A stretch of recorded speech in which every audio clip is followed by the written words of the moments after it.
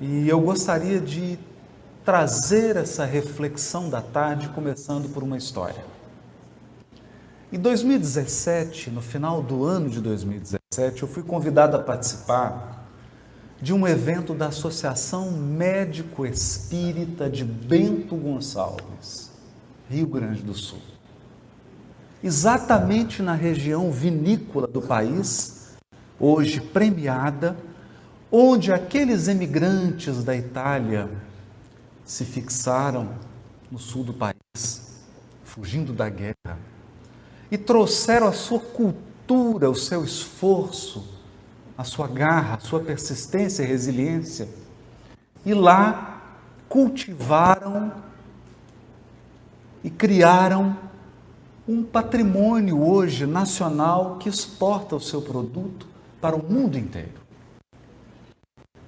Mas eu, sendo convidado por um dos grandes produtores daquela região a conhecer a vinícola, e fiquei interessado porque aquilo me evocou as parábolas de Jesus a respeito da vinha.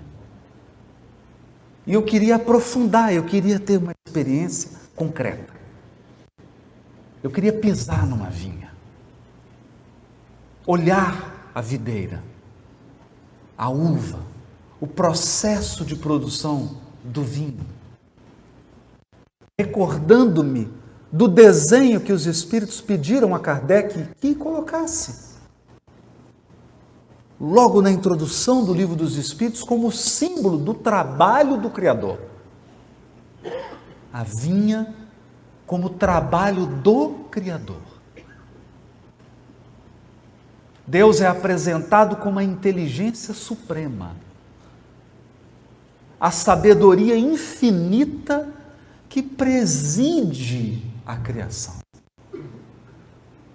que está por detrás de todos os fenômenos, a causa última, a causa primária, aquela que não só provoca acontecimentos, quanto permite acontecimentos. Mas também o amor infinito que sustenta a criação. O amor que permite que a criação se mantenha ao longo do tempo em equilíbrio.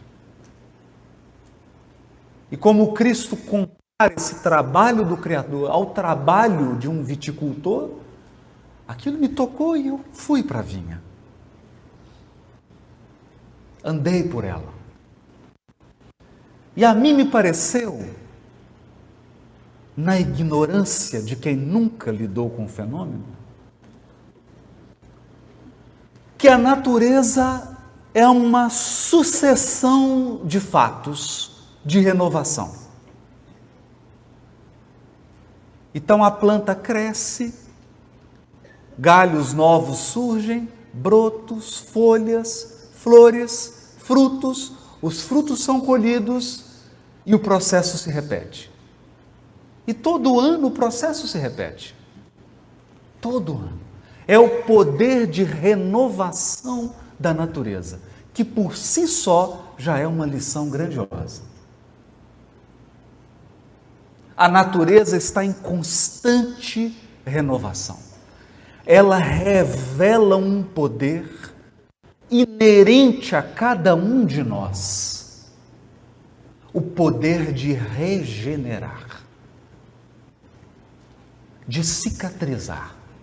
Eu não sei a dor e o problema que você está enfrentando nesse momento, mas como você é parte da criação divina, eu tenho absoluta convicção de que você está dotado dessa força incomensurável de regeneração e renovação, muito superior aos poderes de uma videira, que é podada, que sofre as intempéries do tempo, que passa pelo processo da colheita, que enfrenta pragas e recebe muitas vezes um remédio desagradável para se recuperar desse assédio das pragas, dos vermes, dos bichos. Essa vinha que é invadida pelas ervas daninhas que procuram sufocar-lhe, roubar dela o nutriente, ou tampá-la do sol e da chuva. Então, sabendo que você é parte da natureza e, portanto, compartilha com a videira desse poder que não pode ser medido pela inteligência humana. O poder da renovação. Mas no primeiro olhar eu imaginei que aquilo era uma sucessão e que ela se renovava e que ela se renovava e aquele processo se repetia. Veio em minha mente o ditado chinês: nunca as mesmas flores, mas sempre a primavera. Espiritualistas do passado olharam para esse fenômeno e compreenderam que a natureza é um permanente processo de mudança, mas só viram a mudança. Só viram o fenômeno cíclico que se repetia. E deram diversos nomes a isso: mutação, impermanência, transição sem fim. Não foram capazes de captar o elemento por detrás do processo de transformação. O elemento definidor que está por trás de toda essa mudança que nós observamos na natureza. E é fato. Você olha os ninhos dos pássaros, olha a morte, olha um animal se alimentando do outro, as plantas que crescem e murcham, o rio que está sempre correndo. E a um primeiro olhar, isso nos parece uma mudança sem fim, que sai de lugar nenhum e vai para lugar nenhum. E eu olhei para aquela vinha com esse pensamento ingênuo. Posso dizer ingênuo porque eu estou falando de mim. Ingênuo. E então aquele enólogo jovem, formado nas maiores escolas da Argentina, espírita, me disse algo provocativo. Eu andava pelas vinhas, olhava e comecei a me entusiasmar com aquilo e lembrando e vivendo a experiência prática, objetiva da vinha. Vendo os trabalhadores acordarem 5 horas da manhã e cuidarem daquele plantio. Ele me disse assim: você sabia que a vinha reencarna? Eu falei: você está de brincadeira. Não é possível que você tomou vinho tão cedo assim. Senhora, nós acabamos de tomar café. Vinha reencarna? Que história é essa? A vinha reencarna. Eu falei: como assim? Vou te dar um exemplo. Você está olhando para essa videira, não está? Que está dando uva. Mas você não olhou para a raiz.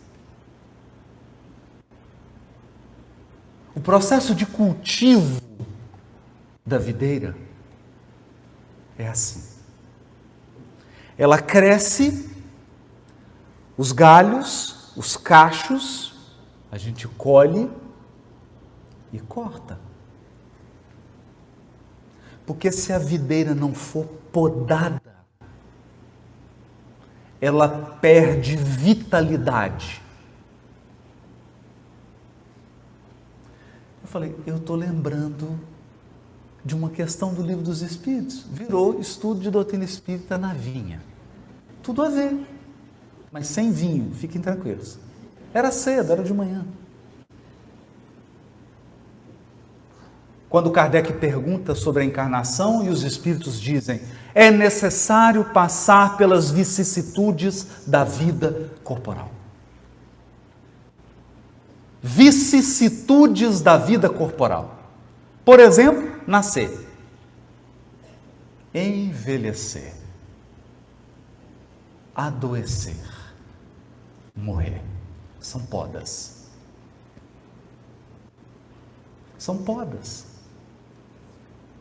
É a videira sendo cortada para ganhar vitalidade.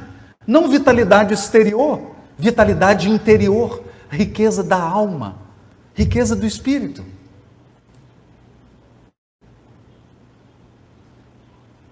E mal sabia eu que eu receberia uma poda esse ano.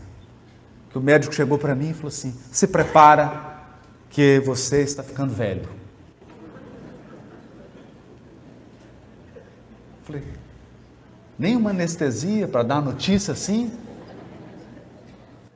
Você está com 2 hérnias. E você não é mais um menino. Cuida. E vai piorar.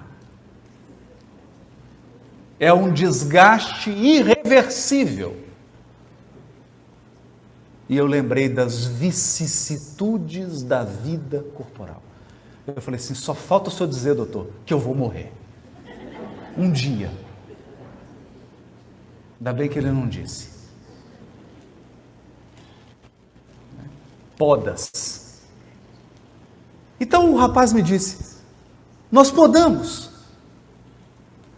Então tomamos uma nova muda e enxertamos na base. Quando você enxerta uma muda na base, a videira cresce com a experiência não da muda, mas da base. Eu falei, como assim? Haroldo, existe uma diferença entre uma videira criança, jovem e melhor idade. A videira na melhor idade. Como é que é isso? A videira criança, ela tem todas as características de uma criança. O tronco cresce desordenadamente e não obedece os pedacinhos de pau que você coloca para poder guiar o crescimento. Ela é rebelde. Dá muita folha, cresce para tudo quanto é lado, você tem que podar várias vezes, dá muita flor, fala muito, faz muita palestra, mas dá pouca uva. Dá pouca uva. Aí ela fica jovem, fica mais disciplinada. Você já coloca um pouquinho mais. Coloca assim um guia para ela crescer, ela vai, desobedece um pouco, dá mais galho, faz muito barulho, fala que sabe tudo, que não precisa dos pais. Não, você sabe como é que é. Mas não produz muito. E a vinha mais experiente, ela é centrada. Ela cresce. Não dá muitos galhos.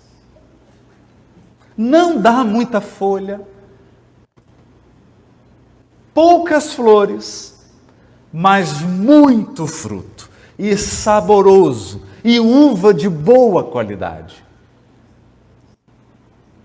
Então, Haroldo, quando a gente enxerta uma muda numa base que é mais experiente, que é mais velha, a videira, a plantação, a vinícola, é mais fácil de você cuidar dela, porque ela é mais obediente, ela é mais resignada.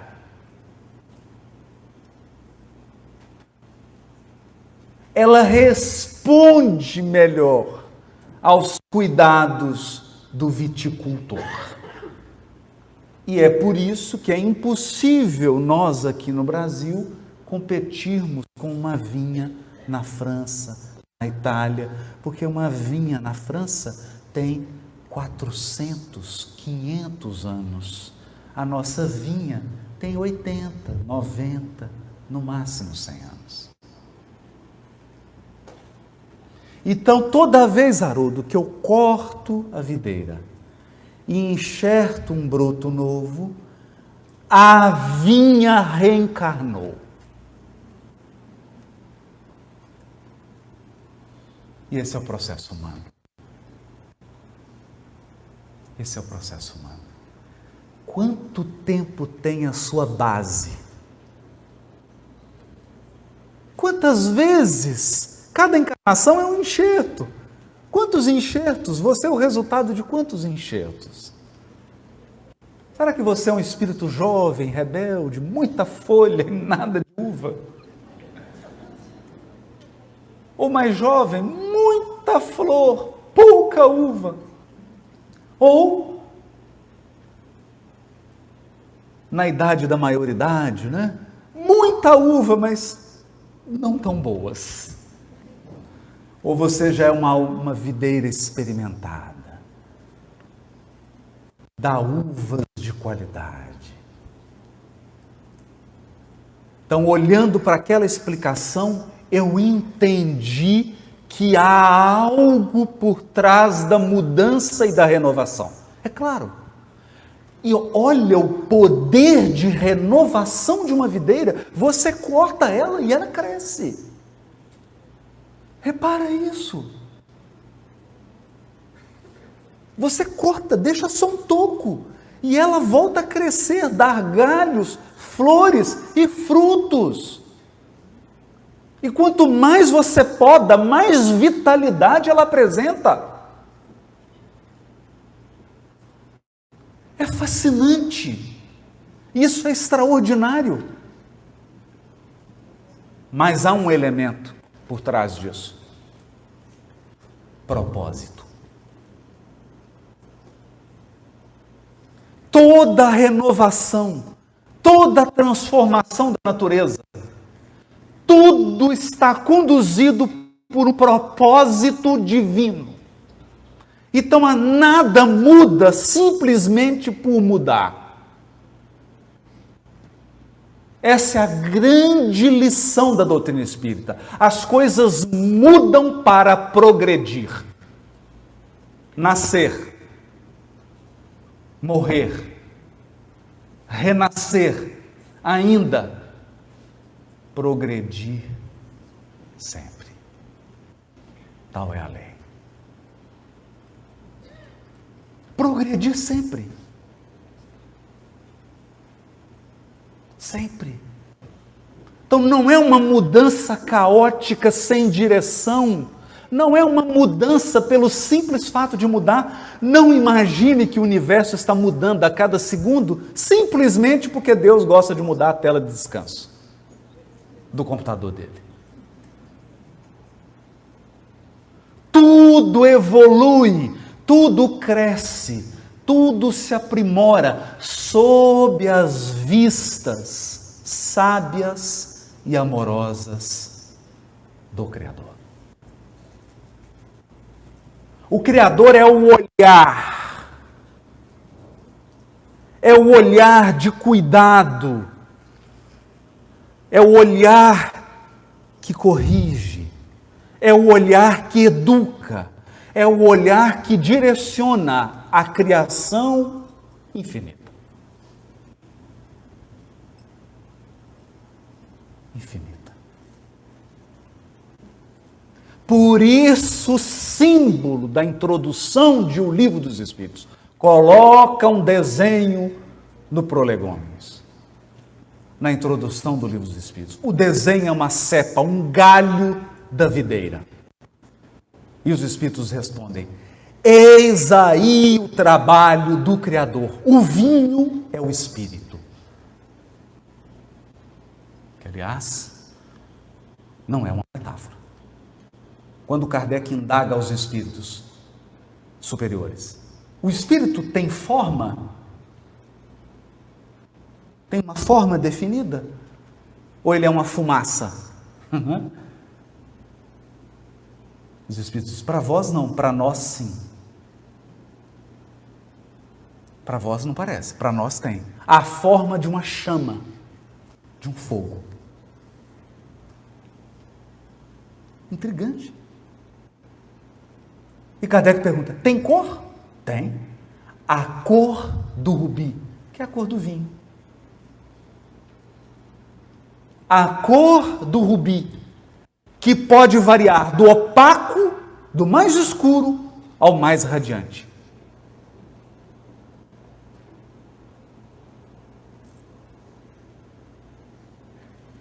E ele diz, o bago, as folhas, é o corpo.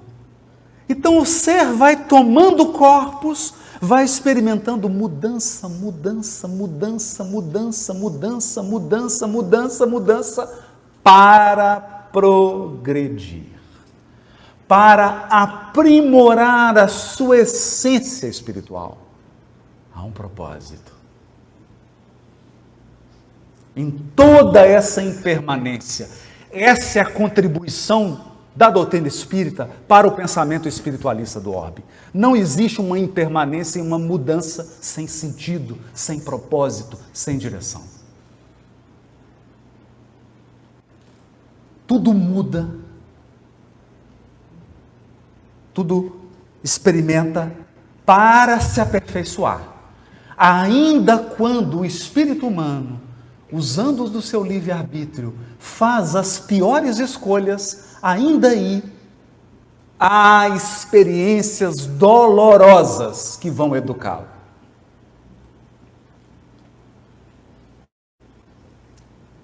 Experiências não muito fáceis, não muito simples, que vão contribuir para a sua sabedoria.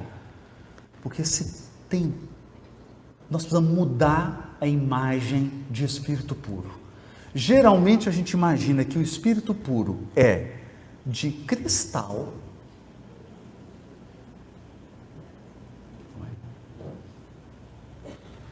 geralmente a gente imagina que o espírito puro é bobo, não é?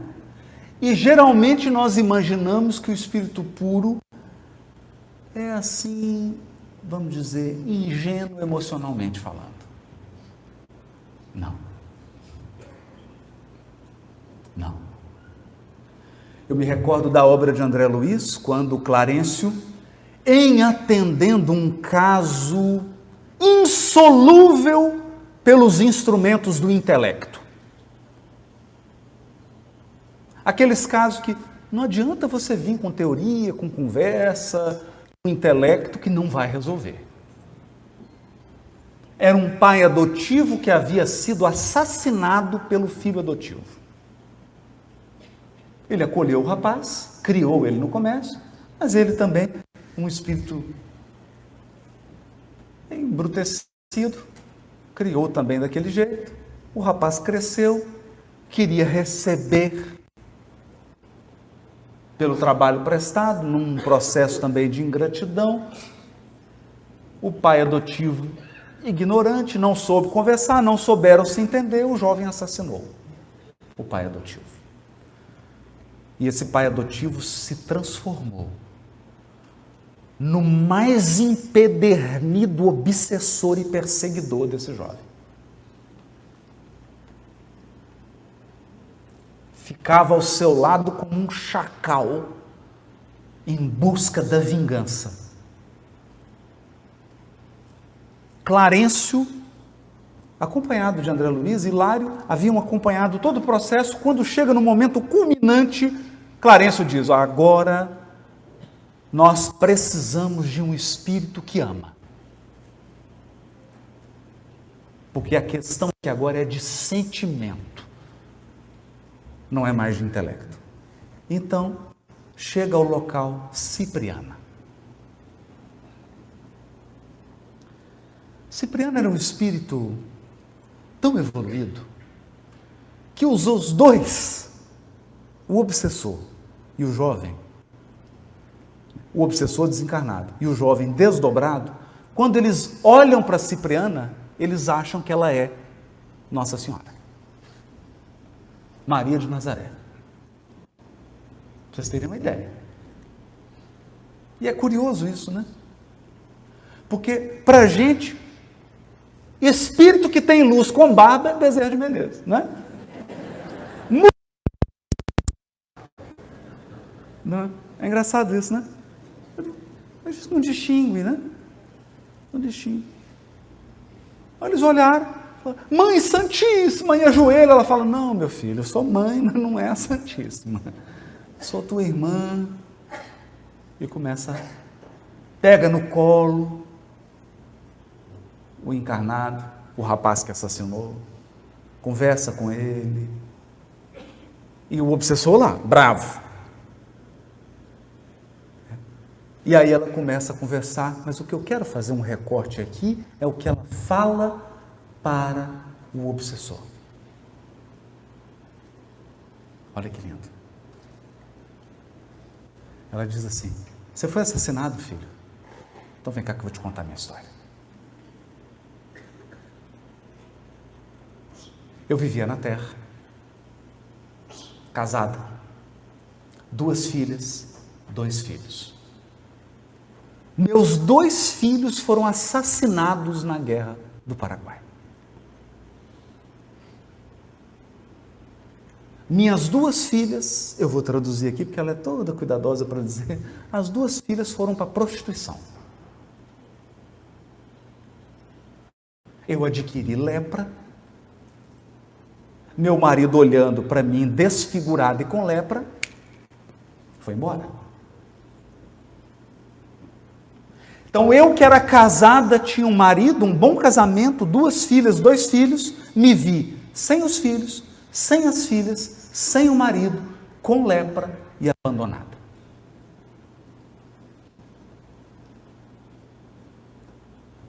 Olha isso. E ali ela estava dizendo para ele assim, qual que é a mensagem aqui? Eu vou traduzir, porque a linguagem da Cipriana é tão sutil que ele não entende, né? Então eu vou descer um pouco a linguagem. Eu vou falar assim na linguagem do umbral, que aí todo mundo entende. Ok?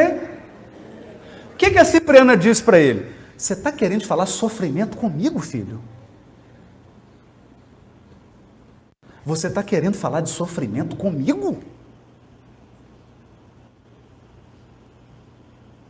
Tem 20 anos que você está perseguindo ele, porque ele te assassinou?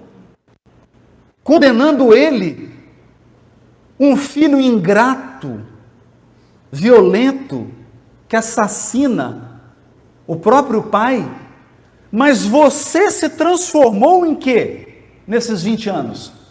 Num bicho. Você se esconde por trás da sua postura de vítima e se transforma num agressor pior do que o seu. Como muitos fazem. Se escondem por trás da situação de vítima e se tornam piores do que os próprios algozes. Aí o obsessor estava até tremendo, né? Ela chamou a atenção. Puxou a orelha. E disse para ele, sofrimento? Deixa eu te contar a minha história. Eu sei o que é sofrimento. Eu sei o que é passar por todas as vicissitudes da vida corporal. As mais desafiadoras virtudes. Mas, precisava ela dizer, ela irradiava o que eu estou tentando falar aqui. Mas se eu amasse como a Cipriana, minha palestra ia durar 30 segundos.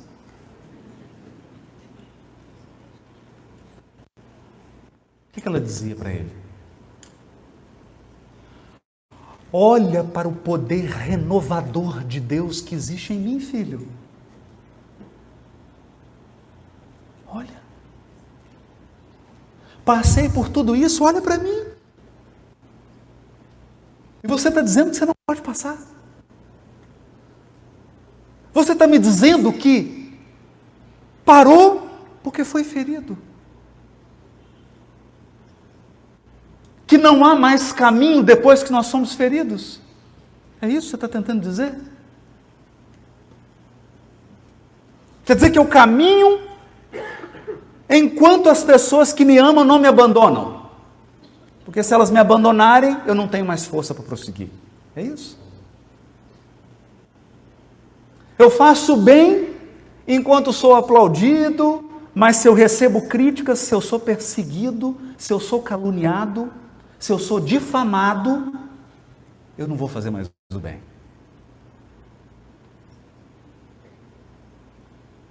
Porque eu não acredito que tem o poder da renovação que me leva sempre adiante nas trilhas do progresso moral e intelectual. É isso? Então, desarmou o obsessor, não com palavras, mas com a força da vida dela e com o amor dela. Então, ela abraça o obsessor, ela toma ele, e é impressionante, porque André Luiz faz questão de frisar isso. Cipriana toma esse obsessor no colo. E nessa hora o Clarencio comenta: você observa, meu filho, se nós dois estivéssemos conversando com esse obsessor, nós o trataríamos como um irmão, mas como um irmão estranho. Cipriana o trata como se ele fosse um filho de sangue, como se ele tivesse sido gerado no ventre dela. Essa é a diferença, André Luiz. Essa é a diferença.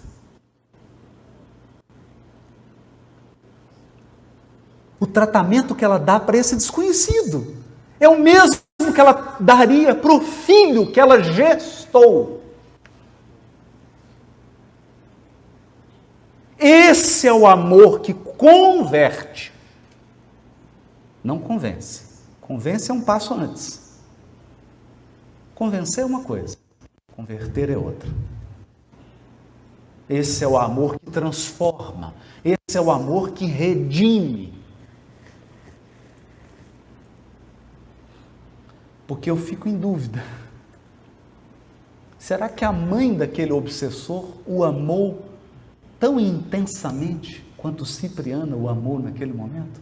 Talvez ele nunca tivesse experimentado um amor de mãe naquela intensidade. Um amor de mãe tão pessoal, tão profundo.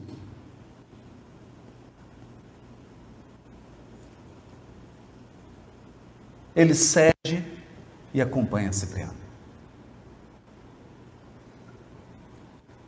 Então, a par da lição do amor de Cipriana, nós temos a grande lição de que você também está dotado ou dotada desse infinito poder renovador, regenerador. Eu não sei que poda você está sofrendo agora. Eu não sei. O que está sendo cortado na sua vida?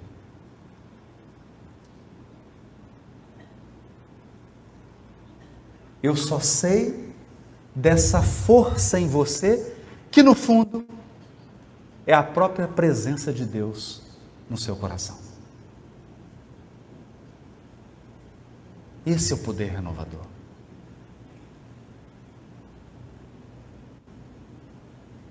Isso é tão sério que há 1 mês e meio atrás eu recebi a visita de um amigo muito querido, um padre de Atlanta. Aliás, de Atlanta hoje, porque já passou pelo mundo inteiro. Frei Nathaniel. Eu vou reproduzir aqui a fala dele, porque ele pode falar, eu não posso. Eu só posso falar do movimento espírita. Aí eu posso falar, eu estou falando da gente. De lá eu não posso. Mas eu acho que o que ele falou serve para a gente.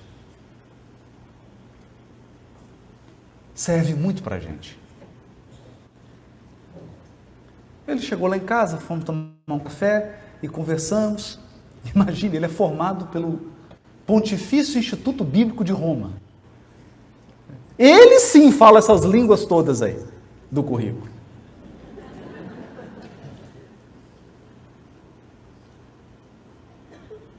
E nós fomos conversar sobre a tradução. Eu estava terminando a tradução das cartas de Paulo, e aí eu fui trocar umas ideias com ele, comecei a mostrar a tradução das cartas de Paulo, e ele foi comigo, falou, a sua tradução me encantou. Eu falei, pai, o que é isso? Fala um negócio desse, você está brincando? Ele falou, não, está muito boa, segue nisso aqui. Aí nós começamos a bater papo, e aí a conversa se estende, a gente tomando um café e um pão de queijo, mineiro, você já viu, dá café e pão de queijo, a conversa não para, né? Em um determinado momento da conversa, ele parou e disse assim, nós temos um problema no cristianismo, especialmente no catolicismo. Aí eu já direitei. Eu vou ver o que vai dizer, né?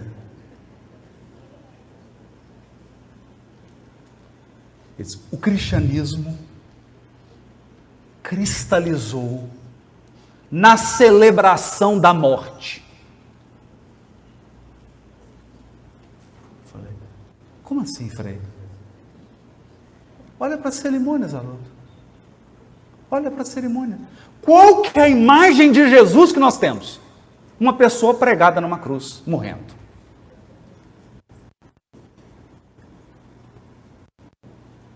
Você vai na missa, o que está celebrando a missa? A paixão.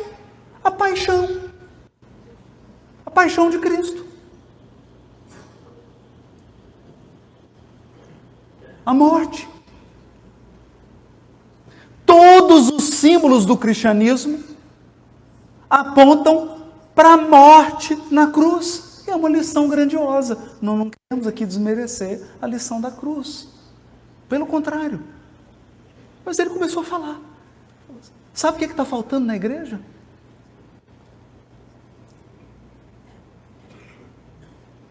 Celebrar o domingo de manhã, o túmulo vazio.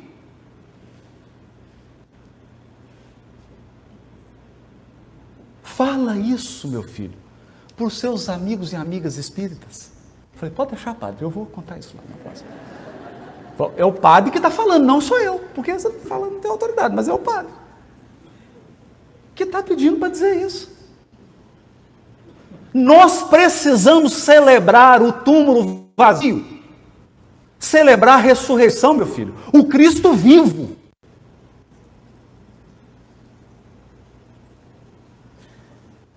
Não a morte. Celebrar a renovação, o poder renovador de Deus, o poder que Deus tem de vivificar. O quê? Você está, eu estou com depressão, eu estou triste. Eu entendo. Eu sei o que você está sentindo. Eu estou pensando em suicidar, estou pensando em pôr fim à minha vida. Eu entendo isso. Eu compreendo isso. Eu já estive aí. Eu sei o que é passar por isso. Eu sei o que é estar preso nas grades das emoções, dos pensamentos, e imaginar que não há saída. E vou te dizer uma coisa. Do ponto de vista humano, não há mesmo. Não há mesmo. Porque nós construímos um conjunto de soluções humanas que são soluções da esperteza. Soluções da esperteza, do egoísmo, do orgulho. Soluções que foram nos encaminhando gradativamente para um cárcere. Transição planetária é uma prisão, mas nós caminhamos para dentro dela. Fomos nós que andamos para dentro dela. Porque a gente sempre acreditou que o nosso egoísmo ia encontrar uma saída. Nós feríamos, nós prejudicávamos, nós maltratávamos o outro, mas sempre encontrávamos uma saída. Sempre. Nós acreditamos que fundamentalmente somos melhores do que o outro, menosprezamos o outro e acreditamos que tem uma saída, porque a esperteza sempre nos deu uma saída. E agora nós estamos aqui, século 21, num beco sem saída.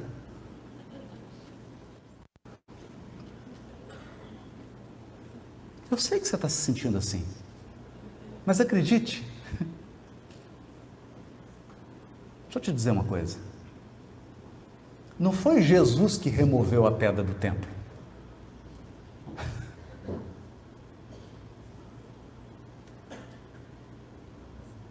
Não é você que vai carregar seu caixão.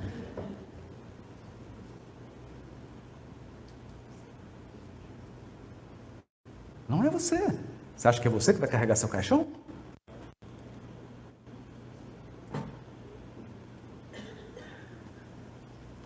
Quem removeu a pedra do templo, do túmulo, a pedra do túmulo de Jesus, foram as forças divinas, simbolizadas na figura de um mensageiro, de um anjo.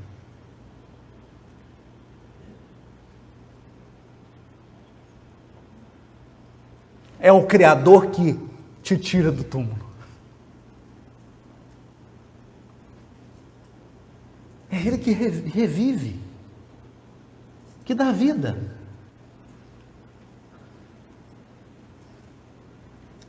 Deus imanente em nós, Deus agindo em nós, e quando Deus age dentro de nós, Ele nos dá o poder da regeneração. O poder que a videira tem de, mesmo podada, ela cresce, dá folhas, dá flores e frutos. Isso é a força de Deus em nós, mas existe também a força de Deus transcendente. A força de Deus agindo na criação infinita, através de pessoas e circunstâncias que impactam a nossa vida particular.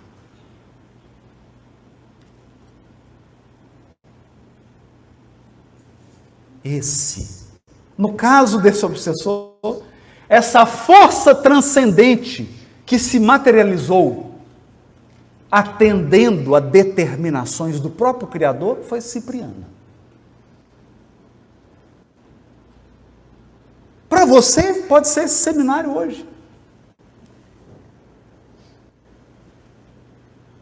Pode ser o fato de estar aqui hoje.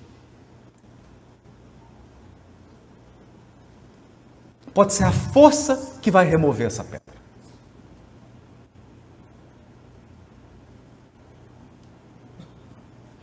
Então, eu compreendi a lição do meu amigo, do Frei Nathaniel. Ele fez a reflexão para a comunidade dele. E eu me comprometi a fazer essa reflexão na minha comunidade espírita. Nós falamos tanto de desencarnação e de vida no mundo espiritual,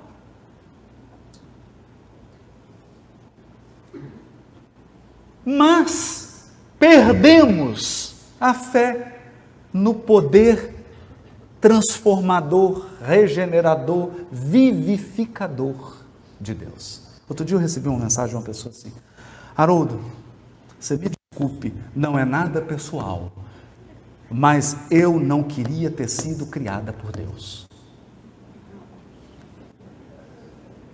Quem te falou que eu quero viver? Quero, você não está entendendo. Vou desencarnar, eu vou ter que viver. Isso fere o meu livre-arbítrio.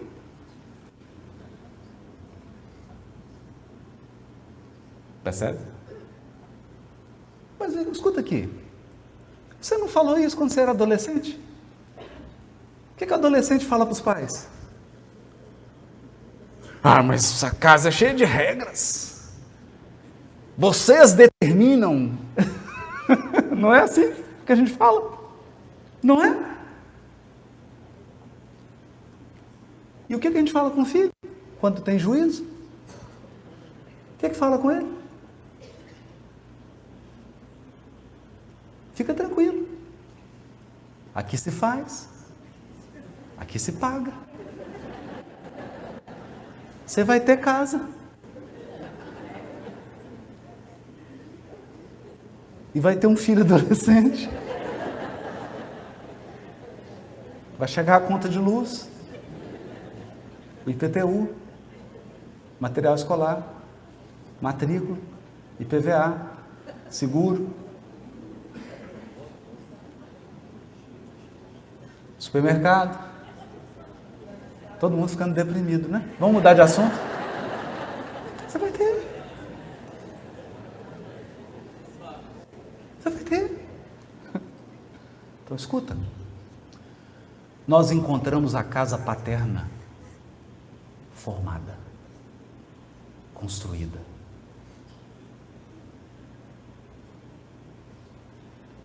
Quando nós fomos criados, a casa de Deus já estava construída.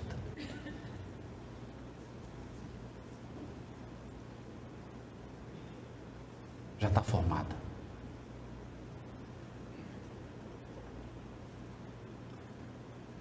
E quando nós olhamos nessa perspectiva da poda, se você olha para aquela poda, se você se fixa nos elementos que estão cortando, que estão tirando, que estão podando, você não viu o processo. Você não está vendo o processo. Você precisa olhar o processo como um todo. E aí eu finalizo com o testemunho de Cipriana. Porque a gente adora uma história triste que a pessoa se faz de vítima, né? Ai, eu sofri, tive lepra, fui abandonada, perdi o marido, meus 2 filhos foram mortos, minhas filhas foram para a prostituição, aí todo mundo, ai meu Deus, esse programa, né? Que fica contando a história o domingo inteiro. Aí sabe o que a Cipriana diz? Mas quando eu cheguei aqui, e eu vi o que estava reservado para o meu espírito,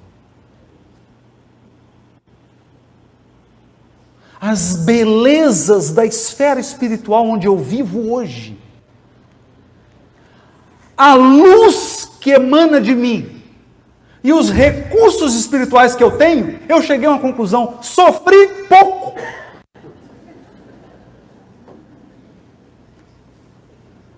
Foi muito pouco. Se eu soubesse que o prêmio era esse, teria passado por isso mais rápido. Porque é o foco no que é instrumento, é o foco no que é transitório e não o foco nas finalidades. Aristóteles chamava de entelergia, a finalidade última de todas as coisas. O fim não no sentido de o final, o fim no sentido do propósito, do rumo.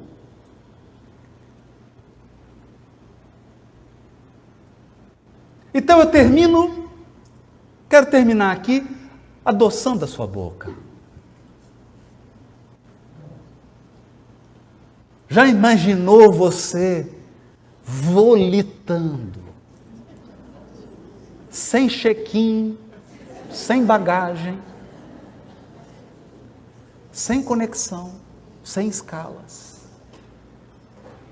volitando pelo mundo, em regiões do mundo espiritual onde a bondade reina, onde não há nenhuma fofoca, nem a sua.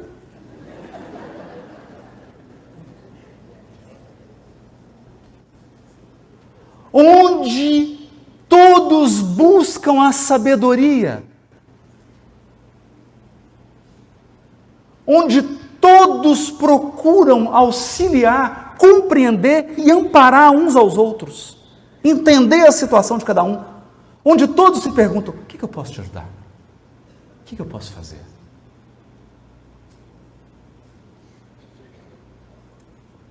Onde não há morte, nem envelhecimento.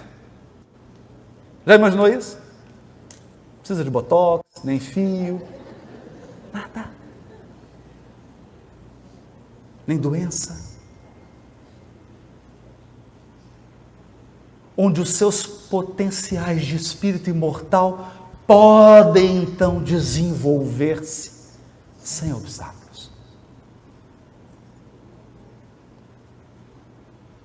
E onde os seres que você ama, estão ao seu lado, sem nenhuma perspectiva de separação. Esse é o propósito. Toda transformação, toda mudança é para chegar a esse resultado. Desanima não. A gente se vê lá. Muito obrigado.